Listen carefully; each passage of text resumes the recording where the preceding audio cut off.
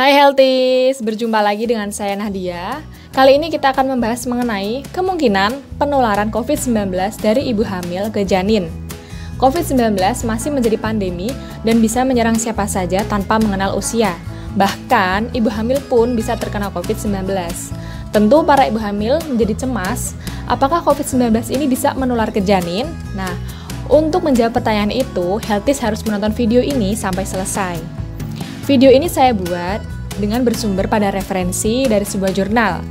Saya baca di laptop yang ada di samping kamera ini ya, yaitu jurnal The Lancet volume 395 yang ditulis oleh Hu Jun dan kawan-kawan pada tahun 2020. Penelitian tersebut melibatkan 9 ibu hamil yang didiagnosis COVID-19 berdasarkan pemeriksaan laboratorium dari swab tenggorokan. Nah, 9 ibu hamil tersebut dirawat di suatu rumah sakit di Wuhan, Cina pada tanggal 20 sampai 31 Januari 2020. Kemudian, bagaimana cara untuk mengetahui bahwa janin telah terinfeksi COVID-19? Nah, caranya yaitu dengan pemeriksaan laboratorium hasil dari swab cairan ketuban, darah dalam tali pusar, kemudian swab tenggorokan bayi baru lahir. Nah, ternyata penelitian ini menghasilkan temuan yang tentu sebelumnya belum pernah diteliti ya. Nah, apa hasilnya? Silahkan disimak ya.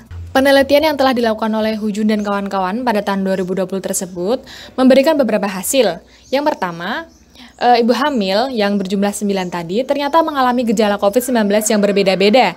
Nah, apa aja gejalanya? Yaitu 7 diantaranya mengalami demam, 4 diantaranya mengalami batuk, 3 diantaranya mengalami mialgia atau nyeri otot, kemudian 2 diantaranya mengalami sakit tenggorokan, dan 2 diantaranya mengalami malaise atau pegal-pegal tanpa penyebab yang jelas. Nah, ternyata gejala-gejala tersebut hampir sama dengan penderita COVID-19 yang tidak hamil. Hasil kedua dari penelitian tersebut yaitu ke-9 ibu hamil tadi yang menderita COVID-19 itu semuanya menjalani operasi sesar atas dasar indikasi. Indikasinya berbeda-beda, yaitu 2 ibu hamil karena mengalami gawat janin. Gawat janin ini suatu kondisi di mana janin kekurangan pasukan oksigen, sehingga hal tersebut bisa mengancam jiwa janin. Kemudian 5 ibu hamil mengalami limfopenia. Limfopenia ini merupakan di mana limfosit lebih rendah dari normal. Kita tahu bahwa limfosit itu merupakan sel darah putih yang fungsinya dalam sistem kekebalan tubuh. Dan juga ada 3 ibu hamil yang mengalami peningkatan konsentrasi transminase. Apabila konsentrasi transminase ini melebihi normal, itu menunjukkan atau menjadi indikator dari kerusakan hati. Kemudian, penelitian oleh Hu Jun dan kawan-kawan tersebut juga menunjukkan bahwa kelahiran prematur atau kelahiran di bawah usia kehamilan 37 minggu dialami oleh 4 dari 9 ibu hamil yang menderita COVID-19. Kemudian 2 bayi dari yang lahir dari kelahiran prematur itu mengalami berat badan lahir rendah atau berat badan di bawah 2.500 gram. Sedangkan 7 yang lainnya itu memiliki berat badan yang normal atau di atas 2.500 gram. Nah, ternyata dari 9 ibu hamil yang menderita COVID-19 tadi, semuanya normal, tidak ada yang mengalami asfiksia. Asfiksia itu suatu keadaan di mana pasukan oksigen kurang sehingga bayi bisa mengalami biru, megap-megap, seperti itu. Kemudian ternyata semua bayi yang lahir dari 9 ibu hamil yang menderita COVID tadi itu semuanya selamat dan tidak ada yang meninggal atau stillbirth. Selanjutnya, hasil yang menjadi poin utama dari penelitian tersebut yaitu ternyata hasil laboratorium dari cairan ketuban, darah tali pusar, kemudian swab tenggorokan bayi baru lahir, dan ASI dari ibu itu tidak mengandung virus COVID-19. Hal tersebut menunjukkan bahwa tidak terjadi penularan COVID-19 dari ibu hamil ke janin. Artinya, janin ini aman dari virus COVID-19.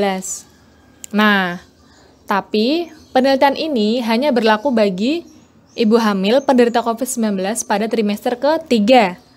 Artinya, pada trimester 1 dan 2 belum diteliti selanjutnya. Penularan virus COVID-19 dari ibu hamil ke janin perlu diteliti lagi, terutama ibu hamil trimester 1 dan 2. Karena hasil penelitian Hu Jun dan kawan-kawan ini hanya berlaku pada ibu hamil trimester 3. Kemudian, sebagai analogi, ibu hamil trimester 1 itu lebih berisiko untuk menularkan virus rubella daripada ibu hamil trimester 2 dan 3.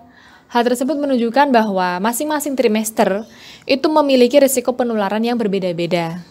Nah, selanjutnya yang terakhir dari penelitian Huju dan kawan-kawan ini menunjukkan bahwa 9 ibu tersebut penderita COVID semuanya selamat dan tidak ada yang meninggal.